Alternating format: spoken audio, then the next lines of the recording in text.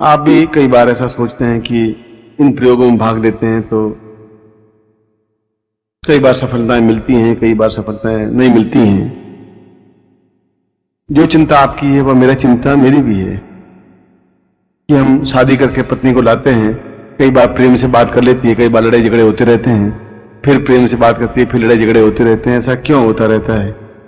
उसका कारण अभी तक कोई साइंटिस्ट ढूंढ नहीं पाए 2000 वर्षों में। आपस में एक गैप होता है, कम्युनिकेशन गैप। हम सहन नहीं कर पाते, वो हमारी बात अंडरस्टैंड नहीं कर पाते, और ये गैप लड़ाई झगड़े का कारण बनता है। लड़ाई झगड़े का और कारण कुछ है ही नहीं।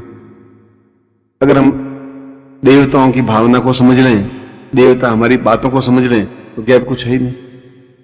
आप पूर्ण मनोयोग से अपनी बात उन तक कह नहीं पाते, मंत्र के माध्यम से जब कह नहीं पाते तो वो सुन नहीं पाते। यह एक असफलता का एक कारण यह होता है। और दूसरा कारण यह होता है कि हम उतनी एकाग्रता के साथ में अटैचमेंट नहीं महसूस कर पाते, देवता के साथ में या गणपति के साथ में या गुरु के साथ में। जब तक मेरा अटैचमेंट आपके साथ नहीं होगा तब तक आप ज्ञान प्राप्त नहीं कर सकते। जब तक तुम्हारा और मेरा एक अटैचमेंट नहीं होगा तब तक आप मेरे लिए सहायक नहीं बन सकते। एक भावनात्मक जुड़ाव जरूरी है, शारीरिक जुड़ाव की जरूरत नहीं है। आंतरिक हृदय से जुड़ाव की जरूरत है, जिसको प्रेम कहते हैं, जिसको आंतरिक हृदय कहते हैं, जिसको जुड़ने की क्रिया कहते हैं। ये बड़ी कठिन है। जुड़ना 2, 4, 5 साल, 7, 10 साल लग जाते हैं, टूटने में आधा सेकंड लगता है। मैंने आपको गाली दी, आपने मुझे गाली दी, बस टूट गए। कितने सेकंड लगा? इसमें केवल 2 मिनट लगते हैं टूटने में, मगर आपके मेरे जुड़ने में कम से कम 5 साल लग जाते हैं।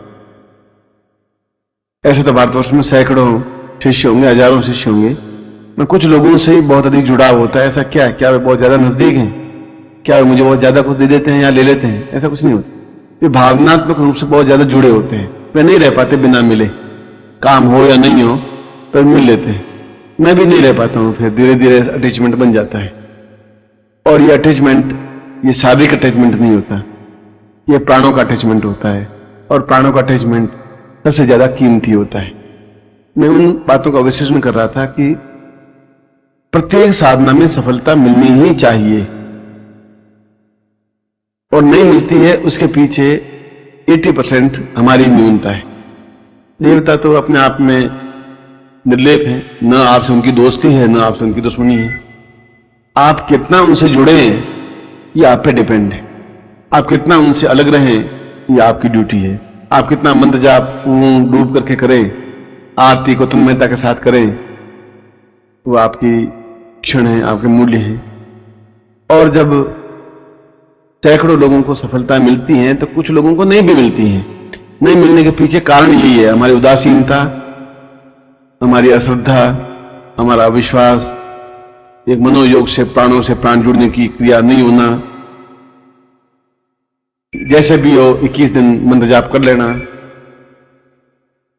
एक बोझ समझ करके इस कार्य को करना, या इसके मूल में अविश्वास होना, ये सारे कारण या इनमें से कोई एक कारण मिलकर के साधना में असफलता देते हैं। बाकी इस जिंदगी में हमारे पास उच्च कोटि के मंत्र हैं, साधनाएं हैं, गुरु हैं, शिष्य हैं, और फिर हम असफल हों या गरीब हों या दरिद्री हों या हमारे काम में बाधाएं आए तो कहीं कहीं हमारी न्यूनता है, देवताओं की न्यूनता नहीं है। मैंने ऐसा अनुभव किया जीवन में। हम सोचते हैं कि देवता कुछ करते नहीं है, बेकार, यूजलेस है, ये हम सोचते हैं, पर देवता तो कुछ करते ही नहीं। आप जो कुछ करेंगे, चांद पे आप थूकेंगे तो थूक आपके चेहरे पर गिरेगा, चांद का तो कुछ बिगड़ेगा नहीं। आप सोचे मैं चांद पे थूक लिया तो थूक आपके चेहरा आपका ही खराब हुआ। आपने उसको गालियां दे दी, गालियां आपको मैंने ली नहीं, आप मुझे गाली दें और मैं आकर स्वीकार ही नहीं करूं। आप कुर्ते कपड़ा दे, मैं ले लूं तो मेरा हुआ। मैं कुर्ते कपड़ा आपका लूं ही नहीं, मेरे पास आया ही नहीं। आप मुझे आलोचना करें, मैं आलोचना आपकी लूंगा ही नहीं। आप गालियां दें, गालियां आपके पास रहे, मैं लूंगा ही नहीं। इसलिए मंत्र जब बिल्कुल एक माला करें, मतलब पूरी डूब करके करें, श्रद्धा के साथ करें, क्षमता के साथ करें। मैं इतना तो सन्यासियों पर अगर प्रयत्न करता तो शायद अभी आकाश में विचरण कर रहे होते, उसका हजारों हिस्सा भी उनके साथ में व्यतीत नहीं कर पाता हूं। और आपसे ऐसा कोई स्वार्थ भी नहीं है कि आप हैं तो मेरी रोटियां पल रही हैं, आप हैं तो मेरे बच्चे, ऐसा कुछ है ही नहीं। बच्चों के, बाकी बच्चों के साथ में उनकी रोटी नसीब होगी तो रोटी खा लेंगे, नहीं खाएंगे तो कर्म फूटे उनके, मैं इस बात की चिंता करता भी नहीं। मैं उनका कोई जिंदगी का ठेका नहीं लिया है, शादी कर दी, अब उनके बाद वो जाने, उनका काम जाने, इसलिए मैं इतना धृतराष्ट्र नहीं। ईश्वर और प्रभु के प्रति आस्था है, वो आस्था तो बनी रहेगी। ईश्वर मुझे गाली देता नहीं और गुरु मुझे गाली देते नहीं। अब मैं कितने उनके चरणों में अपने आप को न्योछावर कर सकता हूं और नहीं कर सकता हूं, ये मेरे ऊपर डिपेंड है। नहीं कर पाता हूं तो मुझे कोई फल नहीं मिल पाएंगे, कर पाता हूं पूरी सफलता मिल पाती है। उसके बावजूद भी अगर गुरु आज्ञा देते हैं तो 10,000 बार सोच करके आज्ञा देते हैं। यदि आपका गुरु शिष्य का संबंध है तो, यदि फॉर्मेलिटी है तो कोई मतलब ही नहीं है, जीवन का कोई अर्थ भी नहीं है। ऐसे तो इस दिल्ली में भी सैकड़ों गुरु हैं, भारतवर्ष में हजारों गुरु हैं।